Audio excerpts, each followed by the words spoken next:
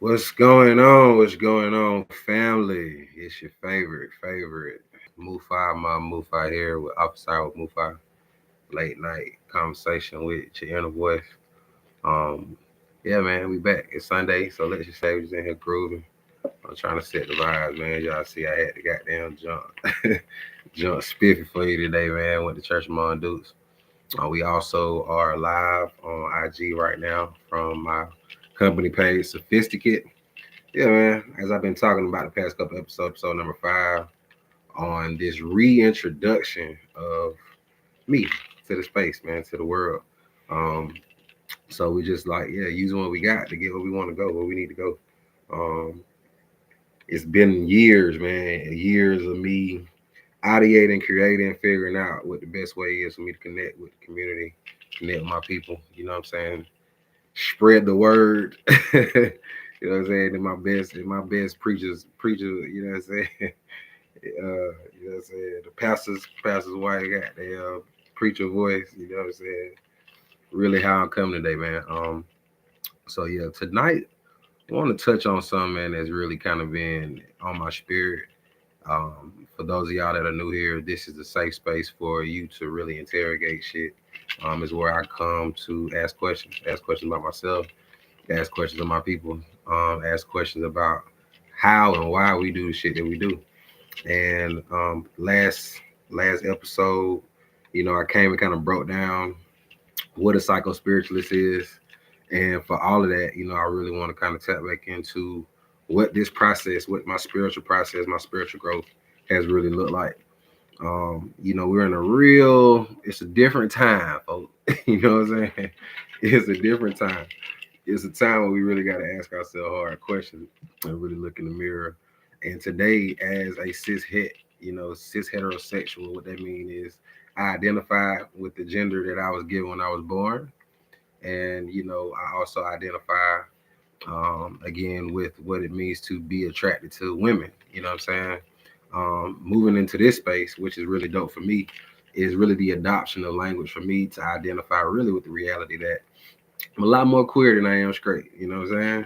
And I can own that, and I'm not afraid to own that as it relates to how I move and what I do. And it really more so is around how do we align ourselves? How do we look at what safety is, radicalize with what it means to move through the world? So tonight, and when I say that, I want to context this conversation with that because I really want to touch on this idea of what people are calling the male loneliness epidemic or this male loneliness movement and what that shit mean, what that shit look like. Yeah, I'm just calling bullshit. Really calling bullshit on some things, and I wanted to come on here tonight and really break that down. As hard as it is for me at times to come on here in this season, it's really because so much of my comfort and what I call comfort being community. If you know me, if you know of me, you know a lot of the work that I've done has been in the state of Alabama, in Huntsville, Alabama. It's a city northern part of Alabama, the state. And for almost 2 decades, I spent my time as a collegiate football player, collegiate athlete. Once I left college, I really kind of leaned into what it meant to be a community activist, a community worker, someone who, dedicated his gifts and talents to creating safe spaces for his people. Created this platform called Soul Sessions Huntsville. If you're on YouTube, man, y'all, you can put in the search bar Soul Sessions Huntsville. And I got hella videos of my platform as a conversation party.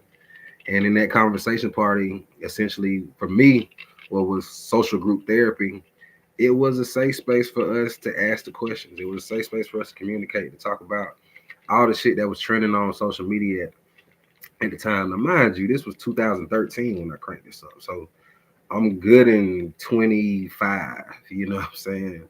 24, 25 years old, really just with ideas on how to keep conversations going, ideas on how to influence, you know what I'm saying, an area and a place that I call home. So as I come on tonight and touch on this male loneliness shit, I'm giving you this context because I need people to know who I am before I start chumping niggas off. You know what I'm saying? I need niggas to know how I'm coming before I tell you that y'all full of shit. You know, you're talking to and you're listening to somebody who from about sixth, seventh grade on, I was in the cool kids club. And I ain't just talking about like the school cool kids. I'm talking about like the street niggas. I'm talking about like the dope boy, the street, you know what I'm saying? The outside boy. What we now call is YNs, right? I was definitely a member of the YN community. You feel me? Growing up here on the south side of Atlanta, Clayco. And yeah, growing up, having to have one foot in, one foot out of the streets, being outside. My best friends were those. Now I can look back and realize that we all shared very similar trauma bonds. We all had stories that on the surface, a lot of them didn't necessarily understand. But looking at it, my household and my environment was just as unstable as theirs, albeit on the surface, my mother's a professor at Clayton State at the time. So there is this communal, support system that has always been around me majority of my life. However, it wasn't full of Africans. It was black community. It was the Rains family, the Woods family, my best friend. It's people who, again, I could be in their mama house, I can be at auntie house because there is no man in my house. So I'm the structure, but I'm still a child. So, saying all this to say, moving in a space where we're talking about early, late 90s, early 2000s, the rise in Atlanta of what we know to be gang culture, there's a time where masculinity essentially was just you having to prove how tough you are, having to assert yourself, having to, create these narratives around what it meant to be the man, what it meant to be that nigga, what it meant to be having, right? So at a time where, I'm 12, 13, 14 years old, again, I'm an urban planner. So a lot of what I talk about is also giving you the history of Atlanta. We moved to Clayco in 96. 96 was the Olympics, Atlanta, 96 Olympics in downtown Atlanta. Well, the downtown Atlanta, the Olympics gave rise to really what we now know is mass gentrification in the city and what it meant for a lot of the communities in downtown Atlanta, the low income communities, the Summer Hills, the Mechanicville, you know what I'm saying, the Bourne Homes, a lot of these places, these areas were now seen as opportunities for development. These areas were now seen as places where big developers said, well, now we want to get our city back. So what does that look like? It looks like pushing black folks and low income folks out to metro areas. And that's what happened. So in 96, you see a lot of people from the city being pushed to the cab, being pushed to Clayco, being pushed, to the metro area and seeing the core of Atlanta kind of spread out. So we moved. We were, grew up out Old National. Then we moved right around the corner to Clayco. So I wrote about this in my book, Came Out of the Crown. Like some of my best friends, zone one nigga. You know what I'm saying? Zone three nigga. My uncle had a tire shop on the west side. So really a lot of us that had this influence of the city. And for me, again, not necessarily in the city, but being in the metro area, growing up playing football in the park, you're raised with this very, very specific definition of what it means to be a man, what it means to have your peers reflect back to you or validate who you are based on their, what I'm saying? Yeah. What they can understand is your positioning, right? There's always this push from patriarchy for us to be on top of each other. I tell my partner all the time, like, for what looks like male friendship is really competition. It's really like, okay, shit, you having hoe, I'm having hoe too. You having money on, shit, I'm having money on too, and I'm having more money on than you, and I'm having better hoe than you, I'm having finer hoe than you, right? What does it mean to have hoes, right? So even the idea and the insidiousness of patriarchy for what it means for us to see women, if you didn't have money, you had to have some form of currency. And for us growing up, for myself specifically, that currency, well, I used to joke all the time, like I ain't got no money, but I got hoes, right? So what did it mean for me to be seen as somebody who was popular because of my proximity to women, to our female counterparts, right? So growing up in that environment, growing up with a clique of young niggas who, again, we talking about the bullies essentially, right?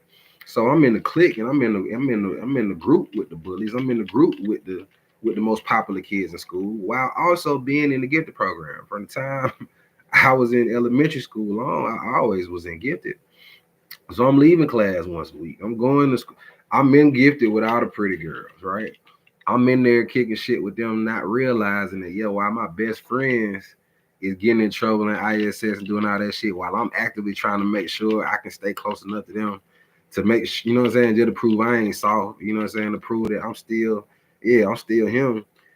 I'm also in these programs with all the pretty girls and the smart girls and the intelligent students who are, being challenged to be something bigger than our environment.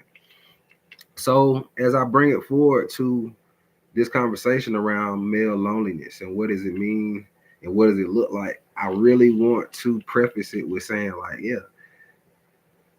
there's a lot of us who have never been comfortable with being alone and been comfortable with our shadows. There's a lot of us who are having a hard time accepting the fact that women, especially, ain't going for the bullshit no more. They're not going for you being a sorry motherfucker. They're not going for the crumbs. And because, again, the stats and the statistics say, yes, black men, we're suffering. We don't make as much money as social media would like for us to think. We're not in positions of power like we wish we were when we watch Power. You know what I'm saying? We aren't actually in social positions to actually, even without money, do you have civic power? Do you have any way to move chess pieces across the board in your community towards your liberation, towards your stability, sustainability, towards the advancement of your people? Not for real. So as I'm reading all these articles and it's talking about the male loneliness epidemic, I'm like, hey man, guess what? What I've gone through and what I'm actively going through another season of is what I confidently know and understand. The spirit getting your funky ass together. Spirit find a way to get your funky ass together. And honestly, a lot of y'all niggas don't want to hear that shit. You don't want to hear the fact that it's not that you're lonely. It's that your ass was never comfortable looking in the mirror. You was never comfortable sitting with yourself. For all the ways in which, man, I'm talking about, like, we talking about happy hour shouting. I really grew up as a man in Huntsville. And just knowing from 2011, after I graduated in 2010, from about 2011 to 2016, on happy hour shouting. And to me, I didn't even see myself as a drinker or as somebody who really, kicked it like that. But I'm talking about, casually, you drinking 3, 4, 5 times a week. Casually, you drinking your wine, you drinking the cognac. And of course, at that time, I'm smoking cigars. I wasn't engaging in the gardening or on no cannabis at that time. So I'm really more so socializing to network, socializing to get validation from grown older men, right, in my 20s, doing leadership programs, doing shit, innovating, creating soul sessions, writing books, doing things to build and better my community. I'm like, bro, I'm still broke, my nigga. So I have to perform these social tasks. I have to perform these things to be able to get received by these groups of men that I need validation for, so that I can show myself approved, right, as a leader, right? Man, look, let me tell y'all something. Again, I was 23, 24, then I'm 36 now. 36 now. The OG lied to us, man. The OG scared to look in the mirror. I was a young nigga at the cigar clubs and the cigar rooms with I'm talking about frat brothers, and I'm gonna go off on a tangent real quick because I gotta rest in peace Ibayeto New Caleb Wilson. Niggas gotta do better, bro. Like I'm a member of fraternity, Omega Psi Phi Fraternity Incorporated. And I tell niggas this shit all the time. I ain't finna cut no code, no words, make this shit sound sweet. Niggas let us the fuck down. And some of us have let a lot of young niggas the fuck down. I myself have been on an apology tour and have been on a reclamation tour for my own self. Cause I done brought niggas into the fraternity. I done hazed niggas up. I done did shit, right? So what does it look like for you to be like, you know what? I don't want to perpetuate this same abuse that fucked me up and traumatized me, so I'm gonna do something different. I want to create some safety, some rhyme and reason for this shit, right? So for all the ways I know that whatever happened to Caleb Wilson is a byproduct of this same shit y'all talking about, male loneliness epidemic. Because for I don't know what happened. I had to read no reports because hell, it's shit in my body. I already know what the fuck was going on. There wasn't nobody, there wasn't no young nigga, there wasn't no big brother, no pro fight present that says, you know what, nah, this is a little too much. Maybe we doing too much.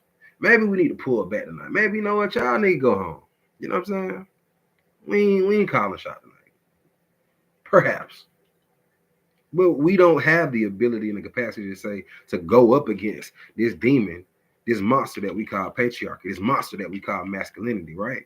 All masculinity, manhood, manhood, manhood. What the fuck does it mean to be a man in a white supremacist capitalist society that says it is okay for you to perpetuate physical abuse because it wasn't no raising going on? We know what PTing look like. We know what what working out and hard discipline and all that shit look like, right? Some of y'all niggas just want to get your rocks off, whooping niggas over the head, punching niggas. They can't punch back, right? But you getting off on that shit. Big brother, sir.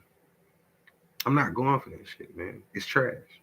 So as I bring it back to this male loneliness, quote unquote, epidemic, when in reality it's a male fragility epidemic. It's a male reconstruction period where niggas is having to look in the mirror and realize that, oh, guess what? I gotta actually be a better human and a better person to myself and be safe enough to be in community with families, with women. Because if not, they're gonna throw me the fuck away. But what's that happening? What is the byproduct of that? Niggas is getting resentful.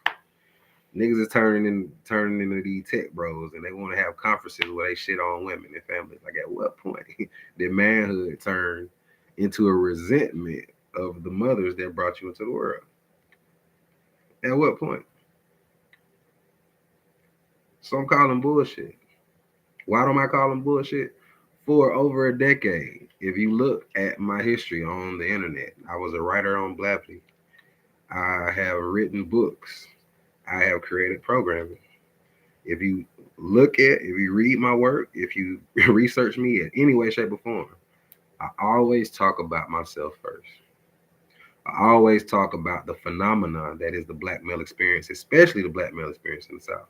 Because niggas in the South, we live different. Niggas in the South, we got a whole different type of mode and operation. So knowing that for 10 years, the majority of the work that I put out here was aimed towards black men. And to know that for the past 8 years strong, as a psychotherapist and a psychospiritualist who's been in private practice, I don't work with hundreds of motherfuckers. And of those hundreds of people, it's been about 97% women. About 97%. Majority black women and black single mothers at that. All right. Let's really talk about the numbers and really look at this shit.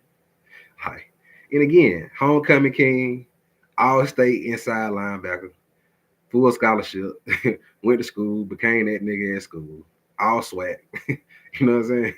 Did the things, played the fraternity, was that nigga on the yard, all that, right? So we not talking about some nigga who just, found himself later on in life, you know what I'm saying? He started working out and shit, no, we not talking about that nigga. We talking about a nigga who been that nigga. We talking about somebody who's been him for a while, for a long time. So I'm not falling over my words when I say you niggas is lying. Y'all niggas is lying. You scared of being by yourself. You scared of being alone. My first podcast, How's Your Heart Doing with Hood Baba. If you go on Spotify, you can find 30-something episodes. Listen to that shit. Because I talk about my first dark night of the soul when my dad died in 2016, when I lost my family, when I had to be separated from my child and I started developing separation anxiety, when I had to really sit with all the responsibility that was on me that I did not have any real support system for, as it related to my family, as it related to my community, as it related to myself, right? The purpose that I know God got for me. Listen to them episodes. Do you know how many times I've been in a season of isolation? Because it's not loneliness. If you are tapped into the reality that you have a crowd and a host of witnesses that know your name, you might not know their name, but they know you. And more times than not, this loneliness that you resentful of is protection for your stupid ass crashing out. Because patriarchy don't create nothing but crash outs, if we being honest. Patriarchy don't create nothing but a whole bunch of niggas that run really, really, really fast and depend on women to cover them and to take care of them and to pull them back and rein them in. If you're listening, because most of y'all niggas don't listen if you got money, right? Because that's a whole nother situation, right? Because when you because rich nigga, we can't tell a rich nigga that, right? Rich nigga, that's boss nigga, right? He's the provider, right? When in reality we don't even understand the tenets of divine masculinity, what it does. It houses, it protects, it creates a structure. Divine femininity, it flows, right? So all of us have masculine and feminine, but you niggas think that, oh, I'm the man, so I know what's best, when in reality, no. Your mother is what created your moral compass, and most of y'all got mommy wounds because mommy was probably trying to find a man to raise your wild ass, and unfortunately that created resentment there, right? So you niggas really don't know how to lean on women in that way. You don't really want friendship. You just want something to fuck on. You want something to call a partner and to call a wife, but you don't even really want the discipline that comes from the mothers and comes from the feminine to slow your ass down and take care of yourself. How many of y'all nigga really learn how to care for yourself from a woman? If you being honest, right? As much smoke as me and my baby mama had over years, I thank her forever for teaching me shit that motherfuckers didn't teach me growing up. My mama couldn't. Like how to budget, how to save, how to take care of things, how to even thank my mama for knowing how to take care of my skin, knowing how to bathe, nigga, knowing how to put clothes on, knowing how to shop for yourself, right? It's simple shit, but men are lonely. I call bullshit. You niggas don't want to sit down and do the spiritual work. You don't want to sit down and archive. I talked about it on the last episode. Who you are at your low has to be archived, studied, interrogated, and dealt with at the root. Most of us just want to look at the fruit, which is the product. The process is the root work. The process is the shadow work. The process is right now where ain't nobody here clapping for you, nigga. You don't got no awards, nigga. Ain't nobody saying good job, my boy. Ain't nobody saying go food, go new, go you. No, nigga. It's just you yourself, and I. What happens when the contracts stop coming in? What happens when the money not coming in consistently? What happens when the women ain't hearing you? Hey, they ain't getting the hey big head text no more, nigga. Right? What happens when you gotta do some hard work? What happens when you in them shadows and you gotta wrestle with your vices and wrestle with your demons? What then? Because most of us want to run up out of them spots and get back in front of niggas, get back in the club, get back to the happy hour, get back to the networking spaces, get back to the places where we can receive validation of who we are from a society in an environment that we all know, if we're being honest, man, is not safe. It's not safe for your growth, right? Especially my girl dads. You know, if you're raising a little girl, what's the one thing you most afraid of? Let's talk about it. You're afraid of a little young boy, a little young nigga, a little YN, right? You're afraid of yourself. That's what it is. You're afraid of yourself. You don't really want to sit and stop and look in the eyes of them young niggas with them shiesty masks on. Because either you were them or you were afraid of them back in the day. And because you secretly desired to be them back in the day and you desire to have that kind of authority over yourself now, you're afraid to look in the mirror and ask yourself the question, why? Why do I desire the things that I desire? Why do I want to be this person? Why do I want to show up in this particular way as a man when the one thing that I'm afraid of for my own seed is to come across a man? As a girl dad, like the one thing that I realized is like, oh no, I gotta create art that reflects this interrogation, this breakdown of masculinity, because ain't nobody doing this shit. Ain't nobody doing this shit, right? You niggas just want to goddamn replicate these outdated ass models of being the hero, the savior. You want to be Malcolm and Martin and Huey, but you don't even want to study their ethic. I read something about Huey Newton the other day where he was like, "No, we gotta align with the LGBTQ community, because maybe, perhaps, their existence." He said, homosexuality in women is not a threat to me. I actually endear to it, but homosexuality in men is something that makes me question my identity and my manhood. Perhaps it's threatening to me. Perhaps I am the coward because, and he said, homosexuality may be what creates a revolutionary. Oh, maybe I'm even fucked up for saying it in that way. Huey was not afraid to interrogate himself. Why you niggas want to scream black power this, movement that, this, that, and the third? You niggas can't even ask yourself what you're afraid of. You can't even look in the mirror and say, man, you know what? I actually am afraid of some shit.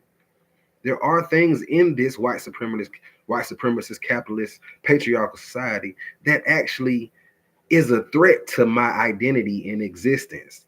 But I've embodied this shit to the point to where now black men, we not here for liberation. Don't act like y'all niggas wasn't rapping about Donald Trump for the past 20, 30 years, man. Y'all niggas really been wanting to be home for so long. So that's why I'm not surprised at the state of how this shit is now. They been wanting to be Trump forever. It ain't surprising, right? Male loneliness is a creation of this system. Because for men to actually stand up for something other than capitalism, other than the status quo that stands on top of others' labor, we will never be free. So of course they want you to believe that money will solve all of your problems. Of course they want you to believe that you being a rich motherfucker is the answer and the key. We really do not want services and liberation and food and access to resources for everybody. We just want it for ours. As long as me and mine are okay. You know how type of fuck shit it is? You know how fucked up that is? You know that's the same shit that had your ancestors on them boats, bro. The same shit. Because the white man said, man, I just want it for me and mine. So I'll go take from you and yours, right? That's why they created race, to separate themselves from the human race, the only race, which is the human race, right? That black people is at the core, at the root of. So let's get back to the root, man. I'm done dealing with this spoiled ass, rotten ass fruit. That is America. That is patriarchy. That is this white supremacist capitalist system. Stop being afraid of looking in the mirror, right? You'll find me there. That's why I started. That's how I restarted this podcast. I had to come back on and not be afraid and use the tools that I have to come on and talk my shit. Because I know what the fuck I'm saying. Like, we got to do better. And we got to be in a position where we are able to challenge this narrative that that it's okay to step on folks, that it's okay to keep perpetuating harm and abuse for the sake of capital gain. It's not, bro. Um, you can go and look at the past episodes where I talk about, like, right now, how hard it is for me to be in a position where I've been stripped of everything again. Like, I've been an entrepreneur for real, for the past couple of years. I don't know about a lot of y'all, but I really do work for myself. Like, for real, for real. And in doing so, I have periods of employment, but to be a free speaking and free thinking black man is not safe for many of employers at the leadership level. So I do more consulting and consultant work and programming work and design work. And so in the community development space, my company provides services, case management services, program design services for organizations, leadership development training, workforce development training. These are the things that I've had to focus in on, because to be an employee, for people that say, hey, man, you can't say this, you can't do that, you can't go here, those are sacrifices that I've actively made. And it's made me an enemy of people that were once my friends and family because I'm free, because I speak truth to power, and I'm sorry. And guess what? That shit sucks. And I miss my friends, man. I miss my dogs, you know. And I can also say, were they even friends if you got to miss them at your lowest moment? If niggas get the fuck from you, right? As you fight for liberation, right? I've asked myself these hard questions. I've also answered these hard questions, and I've radicalized what safety means for me and my boundaries. I'm not lonely. I'm isolated for sure, right? Isolated for shit show. And anybody that walked out, I trust that my spiritual cord is allowing the space for people that can sit near me, love me in the same way that I've given so much love out freely to others. Not weaponize my vulnerability, not weaponize my transparency to say, oh, look, see, that nigga on that non monogamy shit, I can go fuck hoes too. You disrespectful fuck nigga. Do you know how hard it is to tell the truth? Y'all niggas using my name to justify you being a slut. You know how much, you know how many times I done had to tell the truth to women, in times where I was afraid, not afraid of them, but afraid of myself and my shadow, afraid of being alone. Afraid of being alone. You niggas don't want to be alone. You don't want to sit with the truth. And that's just what it is. And I ain't gotta hold you. You know what I'm saying? Y'all scared of being by your motherfucking self. And that's just what it is. Call a spade, man. Right? Ain't no male loneliness epidemic, dog. It's what we call a reconstruction period, a paradigm shift. And I'm an active member in us shifting. Right? I can't sit here and act like just cause these folks that I used to work with, the spaces that I used to be in, just cause they not calling, don't mean I ain't about to get calls from other places that I'm supposed to be in. What would have happened if I hadn't been obedient to the call to come sit down, to come take care of myself, to come allow myself to be reborn, to get my discipline back right? To be shaped and, like, you know what I'm saying, to be brushed the fuck off, right? To be tightened the fuck up. What would have happened? I would have crashed out. Like I'm watching a lot of you niggas crash out. Seeing a lot of niggas, a lot of marriages failing, a lot of goddamn business ideas, opportunities, a lot of personas slowly dying. Why? Because you niggas was lying. That wasn't your purpose, bro. You can't lead your family like that. And some of y'all actually got good hearts and actually want to be better. So hopefully it's some real niggas that listen to this and understand and sit with that. Ask yourself these questions. Ask yourself, how is your heart really doing? Ask yourself, if some shit were to happen to you today, would those niggas that you be in the club with every week actually sit with you as you cry? Sit with you as you choose to not drink. Sit with you as you choose to be sober. Sit with you as you choose to say, no, I'm good on them hoes. They really not good for me, man. I can't put my dick there no more, bro. I can't be in the same spaces no more, man. No folks took my shit around with it. Actually, they don't want good for me. Right? Why do we think it's okay to put ourselves in harm's way and call it masculinity instead of just curating safety in other spaces? Like, the shit be lonely.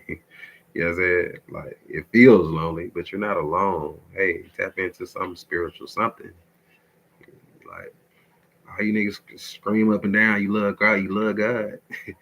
Ain't been to church, ain't had no leadership role in no spiritual place. You talk about it. Ain't, how you serving, right? How you showing up for the people, right? You can't just be a you can't just be some willy foo foo ass nigga that come every blue moon. No. Like, I was an active leader in a psycho spiritual in an interfaith community for years, right? And because those spaces became unsafe for me due to the actions of others, I had to decide to remove myself. Right? I don't like being alone. They got built so much community, so much safety for other niggas. I hate this shit. If I'm being honest, but I don't buck it, I don't fight it. Cause I know God got some shit for me. My spiritual cord got something for me. My Ori got something for me. Right? So yeah, man. Are you lonely? Or is spirit asking you to look in the mirror? You can't look in the mirror when you're driving fast. You can't sit with your shadow and see what's blocking the light from shining through. Your shadow is only created from something blocking the light. Can we identify what's blocking the light from shining through? Or we just gonna keep running fast? All right. Really want y'all to think about that. If nobody told you that I love you, I might make this a part two because it's some real shit. Sit with yourself today, man. Look in that mirror. Start running from this shit. All right. You can come tap in with me. I got products. I got services. You know what I'm saying? I got a session you can pay for. We can do this work. You know what I'm saying? I've been looking for warriors to come and do their work with me, man. Niggas that ain't afraid to cry. I done ran through nigga face. Y'all know ain't no holding me. But y'all niggas scared to cry. So what we gonna do with that? You scared to be scared. Like what we gonna do with that? Can't do nothing with it. You know what I'm saying? Let's focus on the work, bro, and actually heal and create actual communities that we can be safe in. Not this shit these folks out here doing. All right? That's not your divine masculine. It's a perversion of this shit. All right? If nobody told you that I love you, man, tighten up. Love yourself. Peace.